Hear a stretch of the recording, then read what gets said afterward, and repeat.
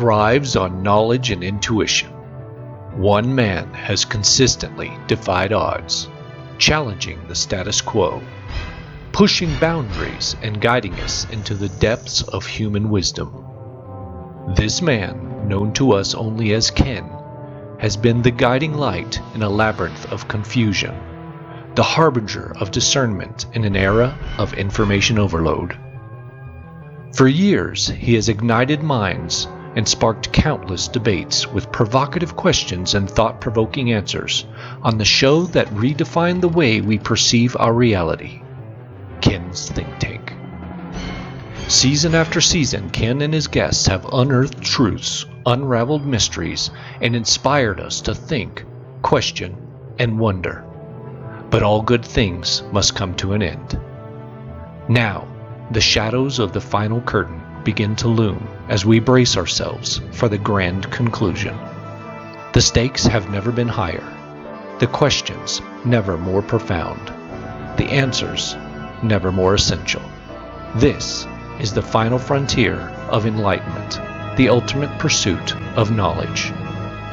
Get ready to embark on the last journey into the abyss of the human mind, where every episode will strike a chord, every revelation will resonate deeper than ever before.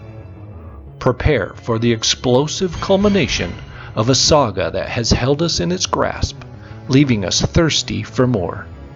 It's not just a season, it's the end of an era. It's the final call to those who dare to challenge conventions, break out of the mold, and unravel the tapestry of existence. This is the final season of Ken's Think Tank. Dive in as the final chapter unfolds and the legacy of Ken continues to inspire, question, and ignite thought. One last time, let's tank up our minds and think.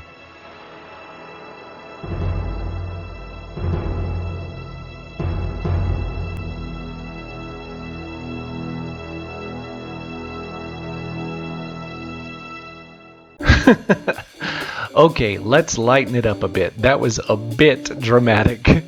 Yes, this is the last season of Ken's Think Tank. This project began as an idea, an old GoPro camera and a headphone boom mic taped to the roof of my truck. It quickly evolved into a full production with a lot of really cool guests. But the world keeps spinning and changing, and we must change with it. Ken Collins Marketing, the parent company to Ken's Think Tank, has outgrown the show.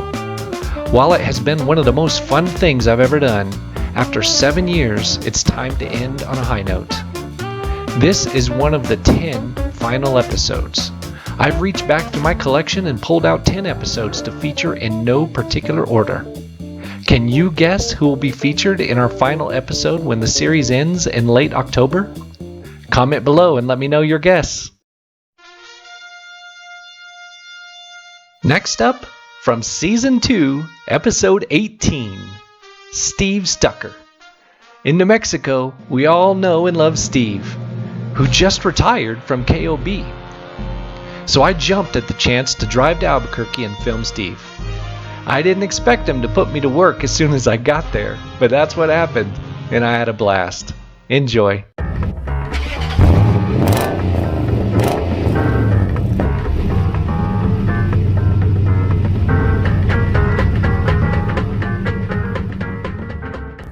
I'm on my way to Albuquerque to pick up one of the coolest cats I know. Steve Stucker is a New Mexico celebrity. Many people know Steve as a super fun weatherman on KOB4. Because of his work there, he continues to be voted favorite TV personality in New Mexico. To be honest, I've never seen him on there. I'm always still in bed. Others know Steve as a champion for homeless pets and homeless children, always willing to speak up and stand up for them. People outside the state know Steve as the face of the International Balloon Fiesta. Steve's known for lots of things around the state, like his annual Rally in the Valley motorcycle rally in Red River, New Mexico, where he hops on his Harley along with hordes of other riders to help raise money for his nonprofit. Steve is a forecaster, a pastor, an inspirational speaker, a Harley rider, a loving husband and father, an animal lover, and on and on. I enjoy him as just an incredibly pleasant person to be around. Besides all this, Steve is the founder of Beds for Kids, a nonprofit that helps kids and their families get beds to sleep in. Yeah, Steve's an incredibly busy guy, so I'm going to pick him up at his church office and take him for a ride to give him some coffee and a break. He probably needs it. Want to see how it goes? Come along for the ride in Ken's Tank. So we just picked you up from the church. You're how many people don't know this about you? You're actually an ordained minister. Yeah, I am, as far as I know, the world's only guy that's both a pastor and a forecaster. Right? Weird combination, but that's how it worked out. That's awesome. So how long have you been a chaplain?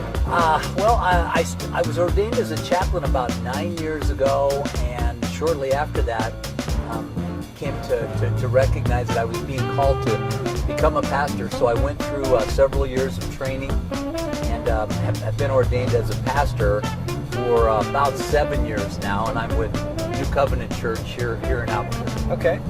And so most people, of course, know you from doing the weather with Channel 4, with KOB.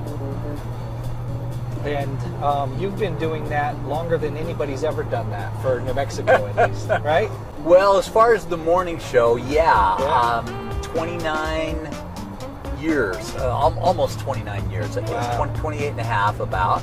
I believe that Howard Morgan had a longer weather career than me altogether, working the evening show across town at Channel 7. But yeah, there's not many of us dumb enough to stick around this long. I've been blessed, and I hope they'll let me stay for a while longer. I don't see why not.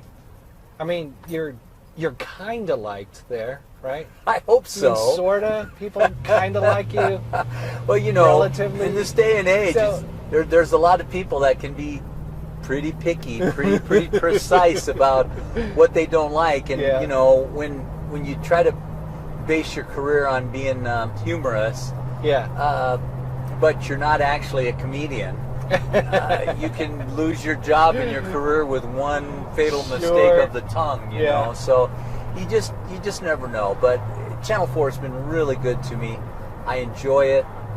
I tell them I bleed KOB 4, and hope that I'll be able to stay there for the rest of my career. Right.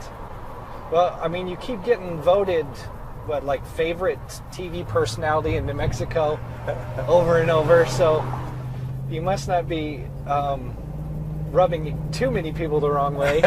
Well, this community has been so good to me, and when I say community, I mean the whole state. Yeah. Especially the people in the Four Corners where you're from. Right.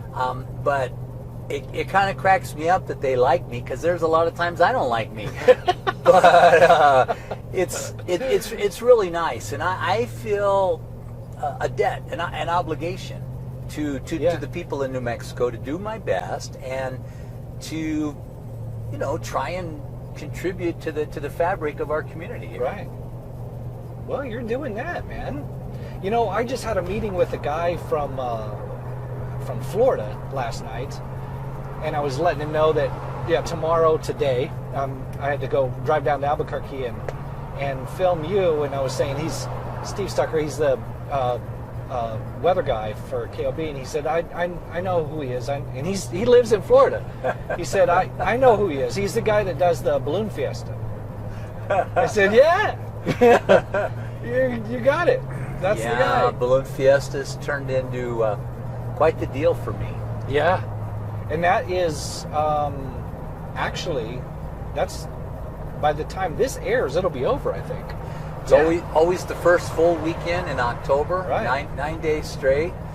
The toughest 9 days of my year, the most fun. Yeah. But I'm totally exhausted. I tell my wife every day I come home feeling like I've been through a full tackle football game every day.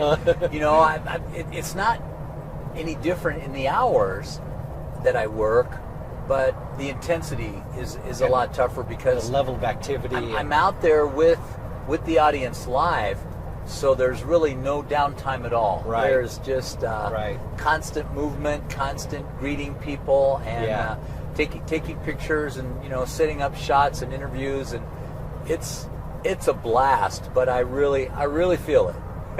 Yeah. I feel it. But fun. I really have a blast out there. Well, that thing, the balloon fair, I mean, it's got some kind of worldwide notoriety. Oh yeah, it's Albuquerque's trademark. I mean, it's like the Indy 500 is for Indianapolis. I mean, it's just, something that people from all over the world associate with our area. And I just think that's so cool. I'm so proud of it because it's just grown into such a beautiful event. It's well planned, well managed. I'm constantly amazed at the class of people that come, and by that I don't mean a status of how much money they make, but just that people come out from all walks of life, from all over the country, from all over the world, and everybody is just in a family mood, and in a mindset that they just want to have fun and be a fan, and able to act like little kids and just kind of let themselves go and get excited when they see new balloons or their favorites. And it is just an event that is like nothing else I've ever seen. I love being the weatherman here. I grew up in the Midwest, and when I go back, which is not too often because this is home. I've lived here much longer than I lived up there, even though I grew up there. So to me, this is my hometown. But when I go up to the Midwest and I'll run into old friends from high school, they'll say, "Oh, weatherman in the desert. Now there's a tough job." And I'm like, you'd be surprised because, you mentioned Roswell and Farmington and the Four Corners and the high mountains. I mean, we can have a lot to talk about and stay pretty active and have some crazy diversity in the weather department all in the same day. But I don't need tropical storms and tornadoes and massive floods to keep me happy as a weather guy. I'm perfectly fine with what we've got. I love summer days, sunny and 92 with 10% humidity. You can't beat it.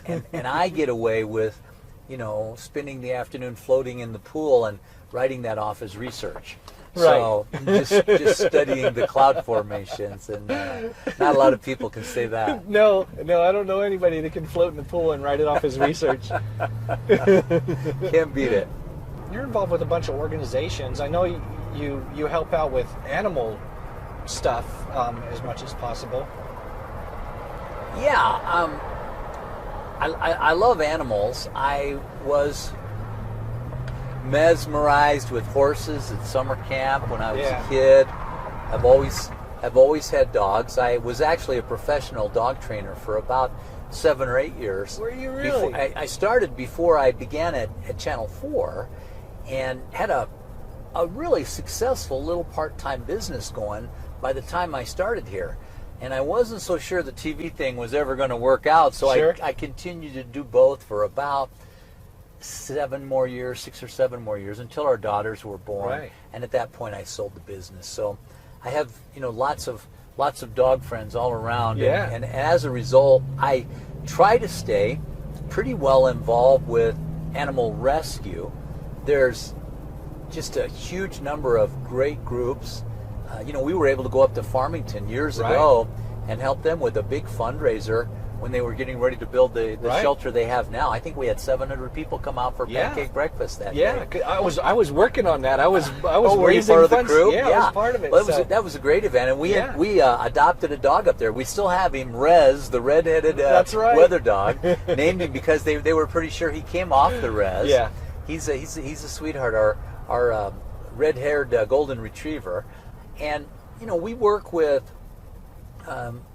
basically any animal rescue group that needs publicity, has a special event going on. There's some that we feature every week on Channel 4, just trying to promote the idea of people adopting animals as opposed to going out and spending $500 to $5,000 on some hybrid thing that may be a very fine animal, but there's thousands of really beautiful dogs and cats that that need homes here in New Mexico. And so we try to help out with that. Honestly, I get way too much credit for the little work that I do in that field, because all I'm really doing is telling our viewers about the work and the good things that they're doing. Right. But through that, I've built a reputation as, as being a good guy for the animals, and that's okay for me. Whatever it takes to help find these people homes. I love the whole idea of going out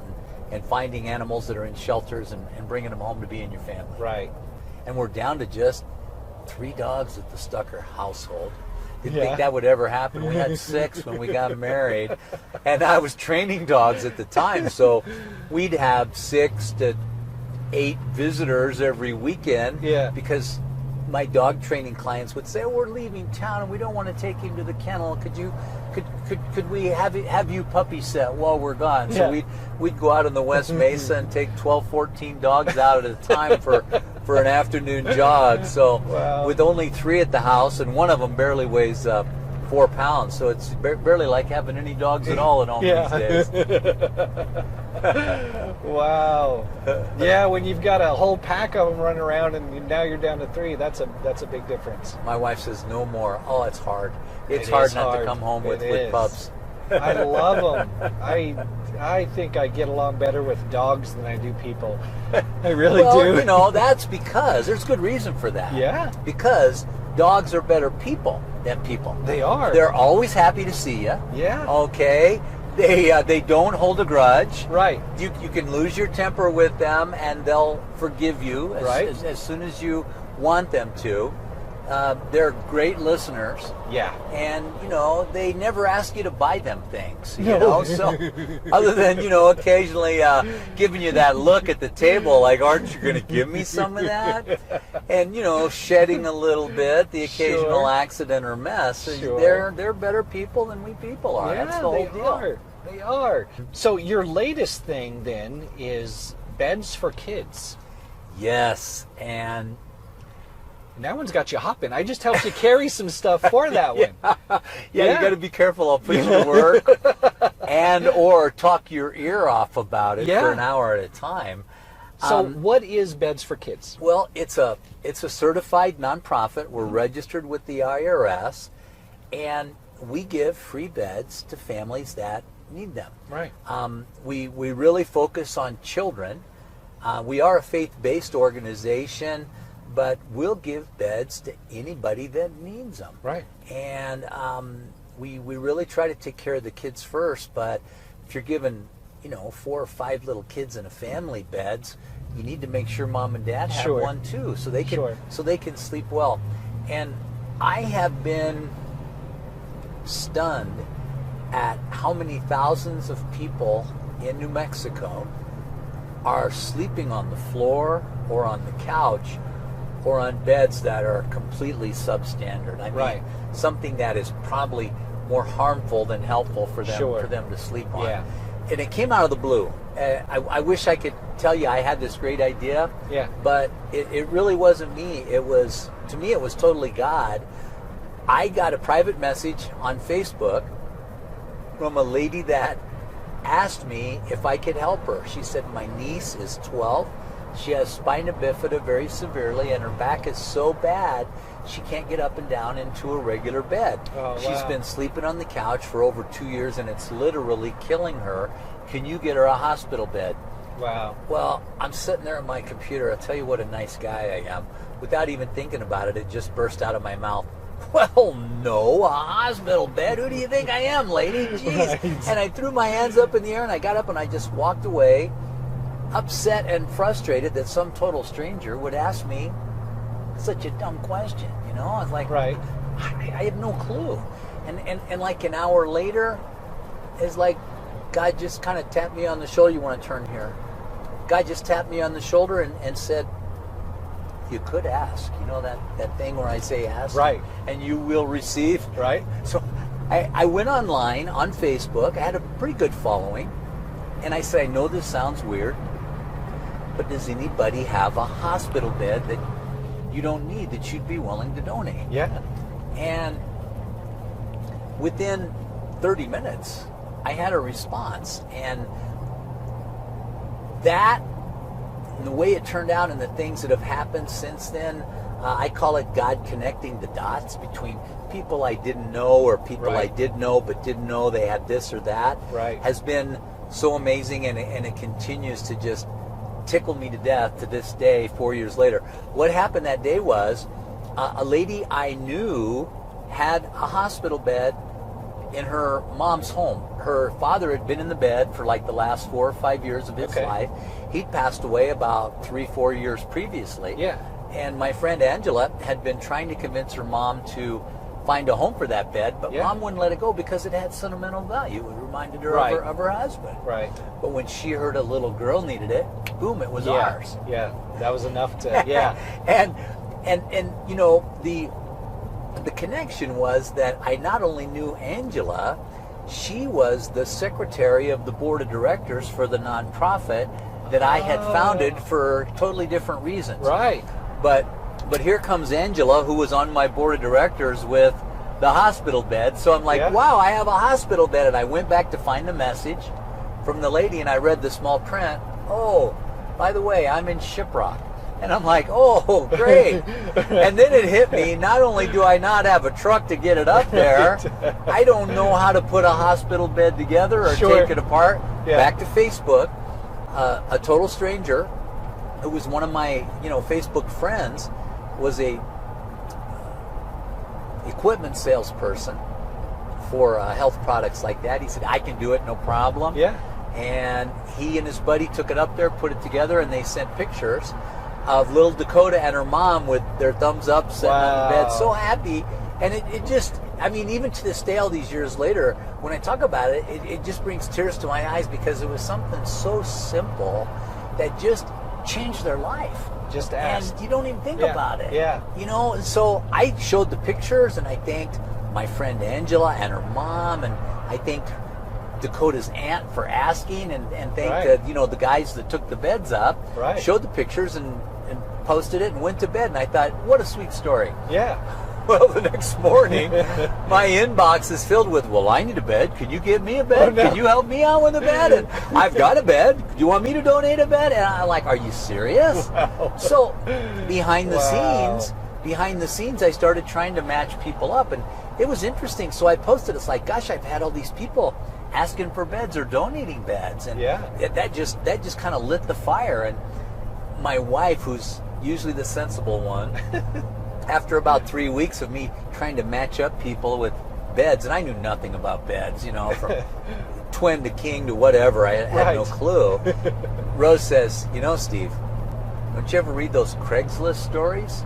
You're going to send a murderer to somebody's home under the pretense of getting a bed, and it'll be your fault. And I'm thinking, she's probably right. So my response was telling people, well, why don't you just drop it off at my place? And the next thing I know, my 3-car garage is filled with other people's beds, and my wife is thinking about divorce. I mean, she was not happy, and I couldn't blame her. And so I went back online and said, this is serious. We need a storage space and a senior living facility. Volunteered an underground parking garage for free, which we used for probably 2.5 years to get our feet on the ground. We started off using a beat-up old church pickup truck, and eventually added a little trailer. And here we are, about 3 years later from that. We sat down after a period of time, Ken, and counted. We said, we should start keeping track of this. So we went back through our notes, and we said, we've placed 100 people. And my friend Mark, who was helping me at the time, he said, I bet if we got organized, Steve, I bet we could do 250 people this year. So we did our best to get organized, and we did 500 people that first year. And the second full year, we did 1,000 people, and now we're right on track, humming along at about 2,500 people per year that we put in bed. To this point in time, we've placed 5,200 people in beds. Man. And it's, again, it just, as much as I talk about it, it brings tears to my eyes, because, I mean, there's so many great things going on for families in need out there. Feeding people, right? Helping them get housing, helping them get jobs, helping them get better education.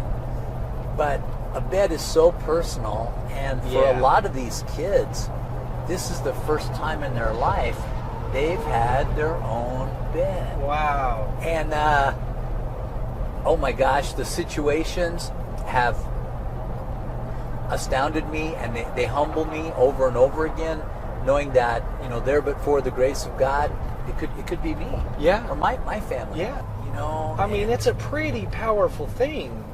I mean, that affects so many other aspects of your life when you can just get a good night's sleep. Well, it seems so basic, but it's everything from your health to your wealth. I mean, you think about a kid that's sleeping on the floor, or sharing a couch with a brother or sister, or sleeping 3 or 4 to a bed, as a lot of families have to do. And all of a sudden he gets a good night's sleep, or she can wake up in the morning feeling refreshed and go to school, you know, well rested. But now we've got an 8,000 square foot warehouse that we lease.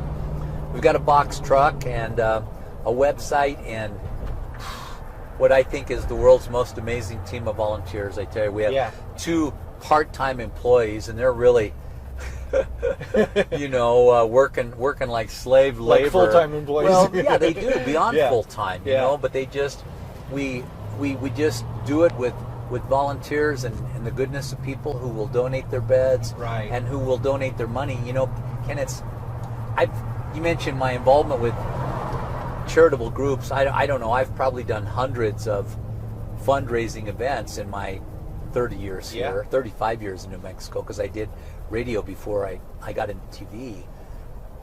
But doing it for my own organization is a lot tougher. It's, you know, it's just like, my heart is in this so much. It wasn't my idea, but it is my heart.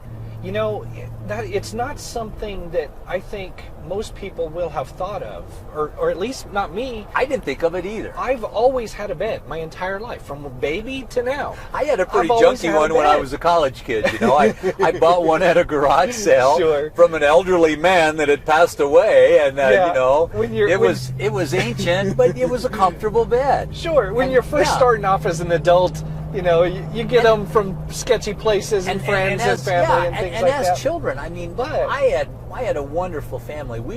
My parents would be insulted if I said we were poor, because we always had food, we always had a place to live, we always had, you know, clothes to wear. But you know, we drove a blue car with a red door for 3 years, and it was like, where are you going for vacation? It was usually like, well, it depends where we break down, you know, on our camping trip. But it was a wonderful life. But we always had beds. And so to think that we've gotten to that situation with so much of our community, and you know, the scary thing is that with over 5,000 people placed. I don't know how many are on our waiting list. I'm honestly afraid to try and go count. Plus, it changes every day. I mean, there are days when we'll get 12 to 15 families applying for beds in one day. Wow. And, you know, as hard as we work, as great as our volunteers and our donors are, we can only give them what we have. Sure. And it's such a work-intensive kind of a thing. You have to go pick up the bed. You have to check it and inspect it and make sure that it's clean and working, and then you've got to get it out. And a lot of people, when they request beds, they're not quite sure what they want or what they have room for. And they're kind of like I was, not really knowing that much about beds. So I think it's a great thing. Like I said, it's not something I think a lot of people would have even thought of. You know, you think of the food drives and the clothing drives and the coats during the winter, and you think of all those things, but a bed, it's just something I think a lot of people just take for granted. Which is strange. You don't take food or clothing for granted, but a bed. You know what I have found, and I understand it, but it surprises me. I think there's a little bit of a shame or embarrassment factor. It's like we live in a society where people just expect that you're going to have a bed to sleep on. Sure, yeah. And when you don't, a lot of people are pretty shy about it. We try to be very non-obtrusive into their lives. I guess it is understandable. I'm just rethinking my own thing where we think about food and clothes and things, and those are easy things to donate. They're not very expensive at all for many people. They're not expensive, but a bed, that's an investment right there. That's the thing.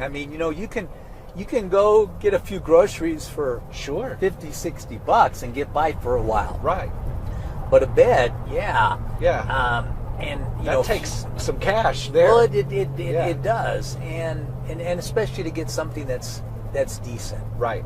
Well, kudos on all of that. Like I said, not something I would have ever thought of, and but just thinking about it a little bit can make a huge difference in someone's life. Well, and it's so fulfilling when a hardworking, very caring social worker from CYFD can email us and tell us about this special family that they're working with, or when a family that has, through bad choices, lost their children, but in turning their life around and working hard to get the kids back, the bed is the last piece of the puzzle that they need. It's like, oh, come on, let's go find a bed for these guys, you know, or let's go find all the beds that they need. Right. It's just sweet. It's just so great. We've also been able to help quite a few of the elderly, people with disabilities.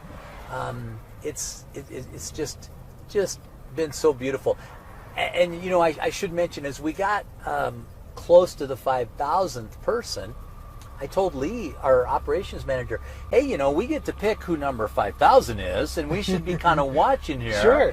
And it was so perfect because right as we came up, like within 5 or 6 of trying to find that one special person, we were handing out beds left and right. Right. But it's like, who are we going to designate?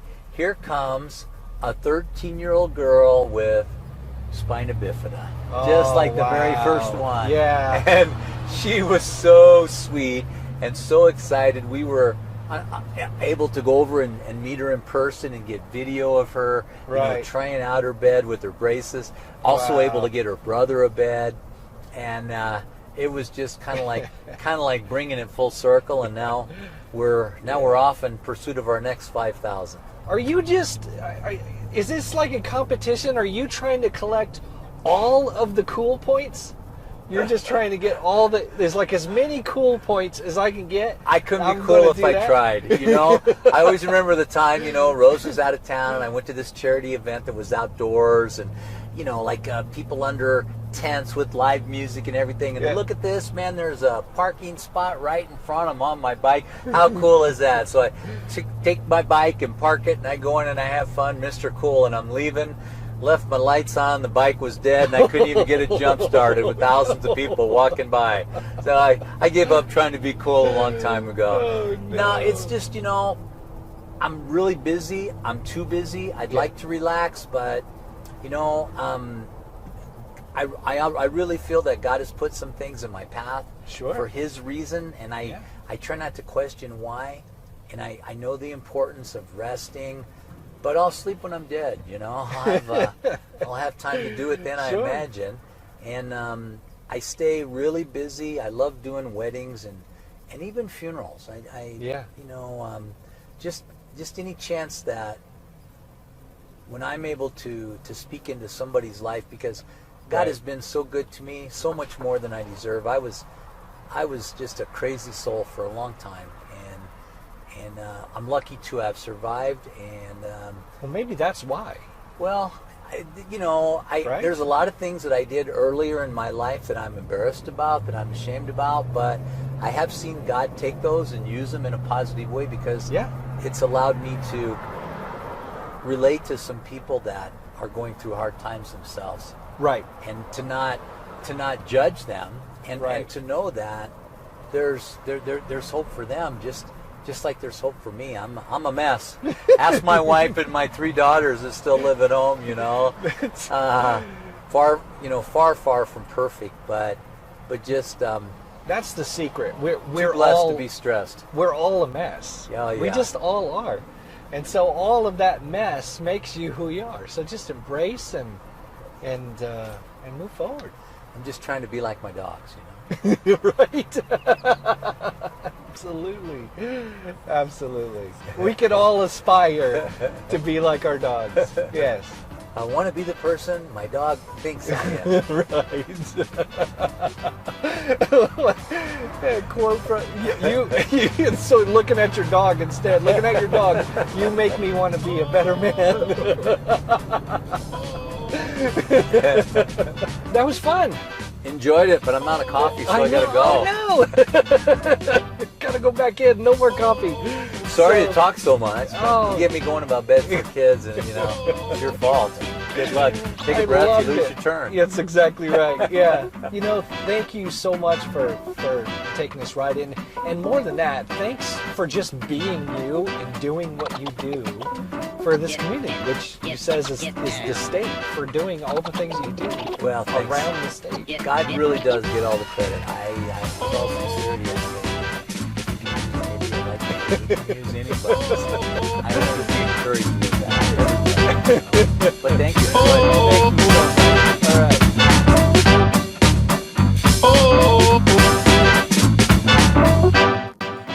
Ken's Think Tank is made possible with help from these fine sponsors. Basin Home Health and Hospice, keeping you healthy, happy, and home since 1992. Durango Joe's, with a smile, a warm greeting, and a great cup of coffee. Farmington RV Sales and Service, serving the Four Corners since 1959.